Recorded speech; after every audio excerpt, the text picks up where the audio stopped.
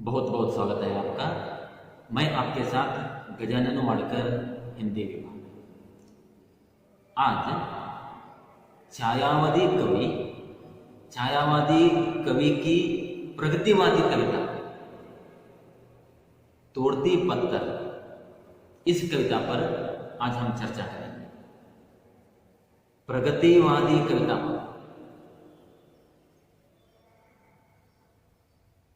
वह तोड़ती पत्थर। टाइटल देखिए, वह तोड़ती पत्थर। तोड़ता पत्थर नहीं, पुल्लिंग रूप में नहीं, तोड़ती पत्थर स्त्रीलिंग रूप में है, यानी नारी पर, एक मजदूरनी पर, एक गरीब, एक मजदूरनी नारी पर आधारित एक कविता, वह तोड़ती पत्थर। बहुत ही अच्छी कविता है। इतिवृत्तात्मक शैली पर लिखा हुआ एक काव्य। इस काव्य में, इस कविता में उस नारी का, उस मजदूरनी का, उस काम करने वाली स्त्री का सजीव चित्रण, सजीव चित्रण उतारा गया है। कवि अपने आंखों के सामने जो नारी बैठकर पत्थर तोड़ रही है, जो आंखों के सामने है, दिखाई दे रहा है, उस नारी की दशा, उस नारी की वो स्थिति, उस स्थिति के बारे में कवि निराला ने अपने शब्दों में उतारा है। किस तरह उन्होंने उतारा है, वो तस्वीर उन्होंने किस तरह खींची है, देखेंगे आज। कविता का नाम क्या है? वह तोड़ती पत्थर। सत्यांश है यहां, किसी की एक सच्चाई, काल्पनिक बातें नहीं, या काल्पनिक कविता नहीं, या कवि यहां कल्पनाओं में, कल्पना लोक में विचार कर यहां कवि कविता नहीं रचा है। स्वतः कवि के आंखों के सामने जो बैठी है और पत्थर तोड़ रही है, कष्ट उठा रही है, कष्ट झेल रही है, उसी के बारे में उन्होंने लिखा। क्या है कविता में?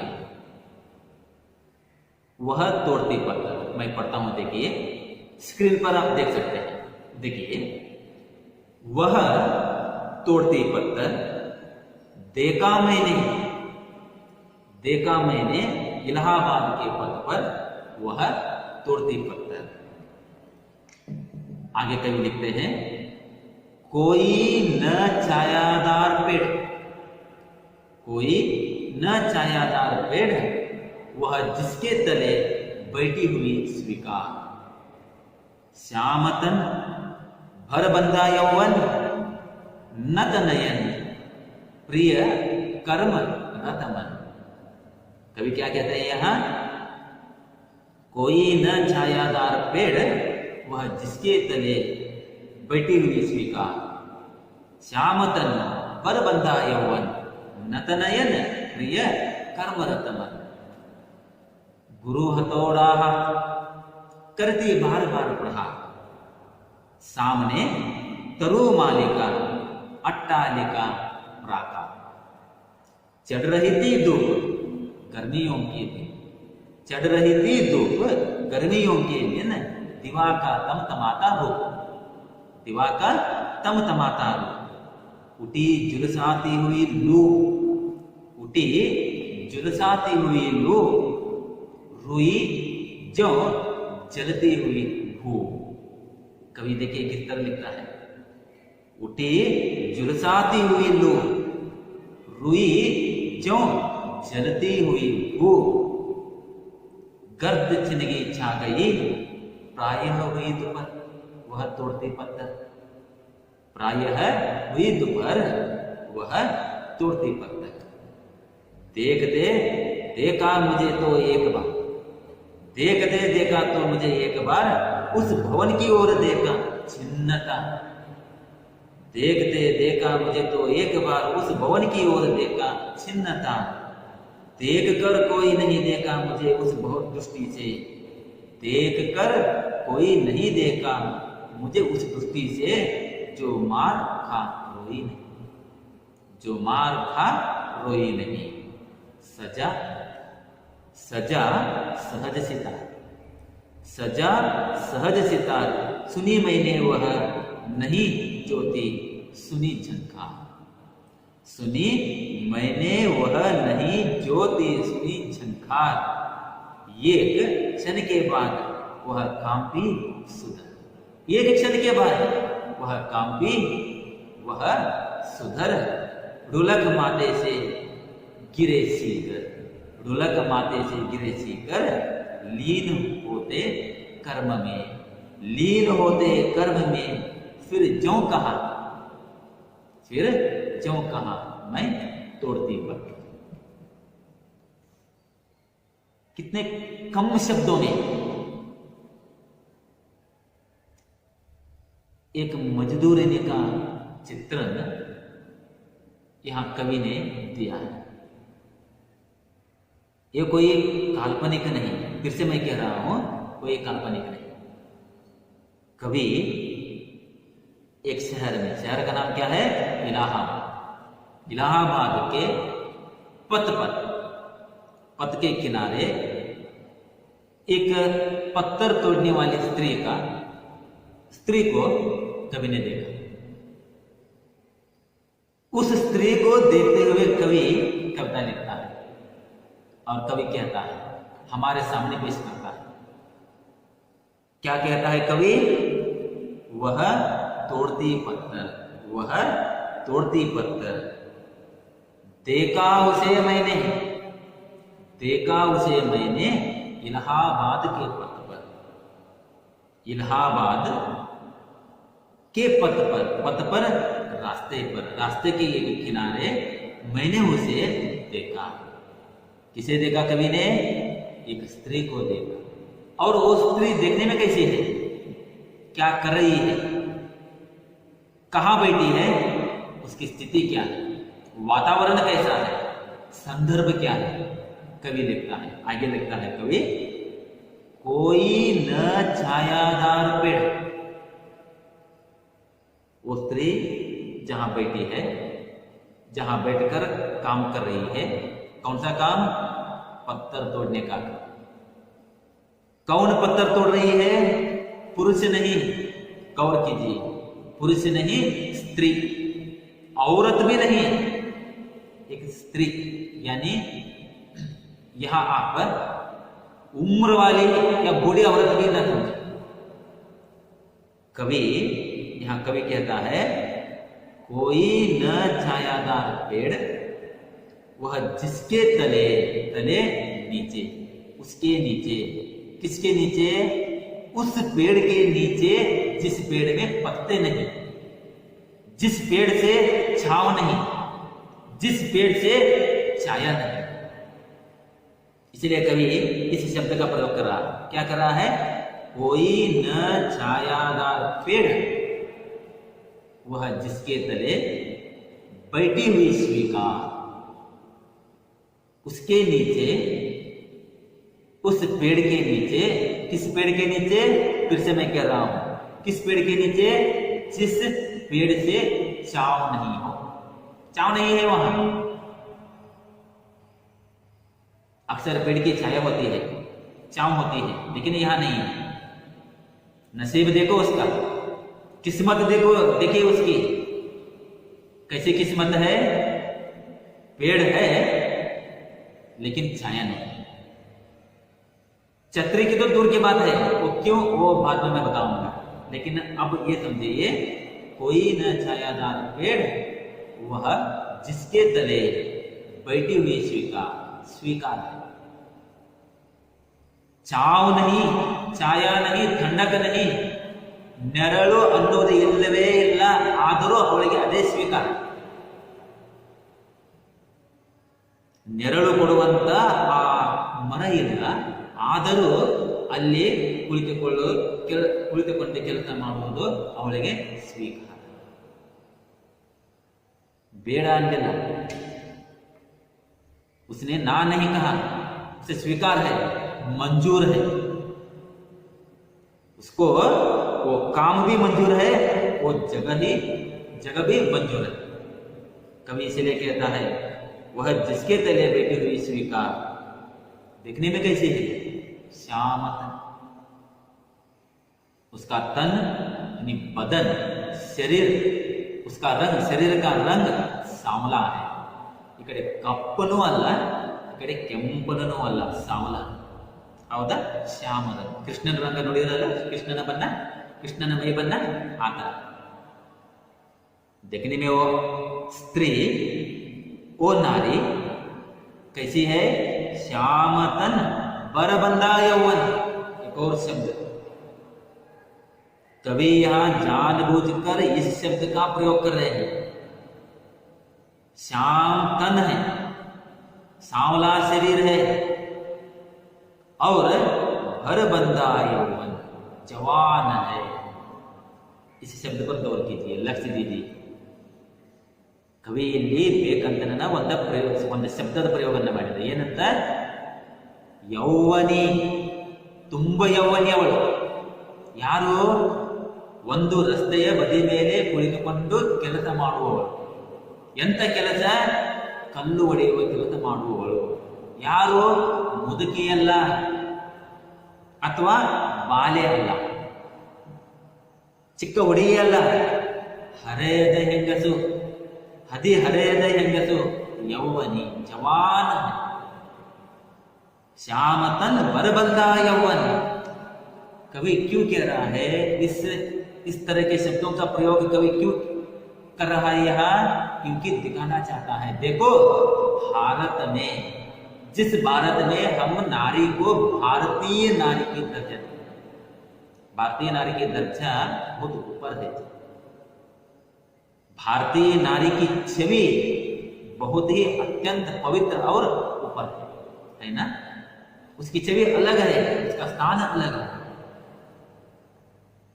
भारत में जो स्त्रियां हैं, उन स्त्रियों को सिर्फ स्त्री नहीं कहते, हम क्या कहते हैं उन्हें? भारतीय नारी. भारतीय नार कहा नहीं जाता, ज्यादातर प्रयोग में नहीं आता, लेकिन ज्यादातर प्रयोग में एक शब्द आता है भारतीय नारी. ನಮ್ಮ भारतीय नारियों, ನಮ್ಮ भारतीय स्त्री. लेकिन भारतीय स्त्री की हालत देखो, उसकी स्थिति देखो, मजबूर देखो, उसकी मजबूरी देखो. वो कमजोर नहीं, लेकिन मजबूर है. मजबूरी में ऐसा काम कर रही है. कहां बैठकर काम कर रही है? कोई न छायादार पेड़, छांव वाला पेड़ भी नहीं, बाहर एक रास्ते के किनारे, बाहर एक रास्ते के किनारे हमारी भारतीय नारी वहां बैठकर पत्थर तोड़ने का काम कर रही है. विपर्यास है ना ये? कैसा लगता है जी? घर में बैठकर काम करने वाले को देखो, ऑफिस में बैठकर काम करने वालों देखो, उन सभी को देखो, उनकी छवि अलग है, उनकी बात अलग है. लेकिन एक औरत, एक स्त्री, एक लड़की बाहर जाके, बाहर इस तरह रास्ते में बैठकर काम करती है, तो भारत की ये दुर्दशा. सोचने की बात है ना? बहुत सोचने की बात है. हमारी भारतीय नारी, हमारी भारतीय स्त्री कहां जाकर काम कर रही है, ये पहले हमें सोचना चाहिए. क्या इंस्पेक्टर बन गई? क्या बहुत बड़े ऑफिसर बन गई है? नहीं है, वे अलग. लेकिन यहाँ उस नारी का चित्रण कवि यहाँ दे रहा है, हमें दर्शा रहा है, हमें बता रहा है, देखो हमारी भारतीय नारी एक रास्ते के किनारे ಒಂದು ರಸ್ತೆಯ ಬದಿಯಲ್ಲಿ ಕುಳಿತುಕೊಂಡು ಕೆಲಸ ಮಾಡುತ್ತಿದ್ದಾರೆ ನೋಡಿ ಆ ಸ್ತ್ರೀಯನ್ನ। और वो भी कौन है जी? सुंदर है, खूबसूरत है, देखने में सांवला रंग है, लेकिन भरबंदा यौवन, नतनयन, झुकी हुई आंखें, नतनयन, प्रिय कर्म रत मन। आगे कवि लिखा प्रिय कर्म, अपने उस कर्म को ही प्रिय मानकर, किस कर्म को, किस काम को? पत्थर तोड़ने का काम। पत्थर जो तोड़ रही है, पत्थर तोड़ने का जो काम है, उसी को प्रिय मानकर, क्योंकि अपनी किस्मत में वो काम आ गया है। बैठकर लिखने का काम नहीं आया, लेकिन उसकी किस्मत पर कौन सा काम आ गया? एक हथौड़ा, भार हथौड़ा, वजन हथौड़ा, गुरु हथौड़ा उठाकर पत्थर तोड़ना, ऐसा काम आ गया। फिर भी मंजूर है। रास्ते में जाकर बैठना तब भी मंजूर है, फिर भी मंजूर है। क्यों? क्योंकि पेट का सवाल है, जीवन का सवाल है, जिंदगी का सवाल है, पेट भरने का सवाल है, भूख है ना, जीवन का गुजारा करना है, जीवन गुजारना है। कवि किस तरह किन किन शब्दों का प्रयोग करता है देखिए। श्यामतन बरबंदा यौवन, नतनयन, प्रिय कर्म रत मन। उसी में मन लगाकर, लीन होकर, उसी काम को, उसी कर्म को प्रिय समझकर वो काम करती है, काम कर रही है। उस औरत को, उस स्त्री को, उस नारी को कवि ने कहा देखा? इलाहाबाद के एक पथ पर। वो नारी क्या कर रही है? पत्थर तोड़ रही है। आप देखते हैं ना, कोई पत्थर उठाती है, कोई पत्थर तोड़ती है, कोई टोकरी उठाती है, गौंडे ಕೆಲಸ ಎಲ್ಲ ಮಾಡ್ತಿರ್ತಾರಲ್ಲ ನೋಡ್ರಿಲ್ಲ ಅವರು। सिर्फ ये एक उदाहरण मात्र है हमारे भारत देश की। भारत देश में घटने वाली ऐसी घटनाएं बहुत हमें मिलती हैं। सिर्फ एक इस कविता के माध्यम से कवि यह भी कहना चाहता है, यह भी दर्शाना चाहता है कि देखो हमारा भारत, हमारी स्थिति कैसी है, हमारी नारी की स्थिति कैसी है, खासकर हमारे भारत में। और भी है ना, और भी कई स्त्रियां हैं जो बाहर जाती है, काम करती है। जिम्मेदार कौन है इसका? कारणीभूत कौन? अगर घर की एक स्त्री बाहर जाके काम कर रही है, कौन सा काम? ऐसा काम कोई बर्तन मांजना, किसी के घर जाके कपड़े धोना, किसी के घर जाके झाड़ू पोंछा लगाना, इस तरह बाहर जाके काम करना, या कारखाने में जाना, नौटंकी में जाना, अनेक ऐसे काम हैं जो स्त्री को शोभा नहीं देते, लेकिन फिर भी वो काम कर रही है। क्यों? बहुत बड़ा सवाल है। क्यों? भारतीय नारी यही है। एक भारतीय नारी इस तरह बाहर बैठकर इस तरह काम करना, किसी और के घर जाकर झाड़ू लगाना, किसी और के घर जाकर बर्तन मांजना, किसी और घर में जाकर कपड़े धोना, होटल में काम करती है, लॉज में काम करती है, करते हैं ना, किसी के घर में काम करती है, कॉलेज में काम करती है, बाहर इस तरह झाड़ू लगाती है। भारतीय बेटे होते हुए भी, पति होते हुए। एक और बात मैं जानबूझकर यहां कह रहा हूं, बेटे होते हुए भी और मर्द होते हुए भी एक कोमल स्त्री को इस तरह बाहर जाके काम करना पड़ रहा है? क्या वजह हो सकती है? आप ही सोचिए, क्या वजह हो सकती है? इसके लिए जिम्मेदार कौन कारणीभूत है? क्या हम हैं? मर्द जात हम हैं? किसी की माँ जा रही है, बाहर जाकर काम कर रही है, किसी की बहन जाकर बाहर काम कर रही है ना? वो काम अलग, जो गद्दे पर बैठकर काम करना, ऑफिस के अंदर बैठकर काम करना, एसी के रूम में बैठकर काम करना, वो बात अलग। और ये बात कहीं दूर चलते जाके काम करना, कहीं दूर जाकर काम करना, इस तरह धूप में बैठकर काम करना, इस तरह रास्ते के किनारे बैठकर काम करना, उसके लिए शोभा है नहीं है। लेकिन पापी पेट का सवाल कवि इसी को दर्शाना चाहता है, कवि यही बताना चाहता है। क्या कह रहे हैं कवि? श्याम तन बर बंदा यौवन, वो जवान है। इस बर बंदा यौवन, कवि इसका प्रयोग शायद इसलिए किया होगा, हमारी दृष्टि कैसी है, मर्दों की दृष्टि कैसी है? भले ही वो श्याम रंग वाली, सांवला रंग का है, देखने में वो काली है, लेकिन फिर भी हमारी नजरिया, देखने की दृष्टि, पुरुष की दृष्टि, देखने की दृष्टि जाते हैं ना दृष्टि। क्यों? क्योंकि जवान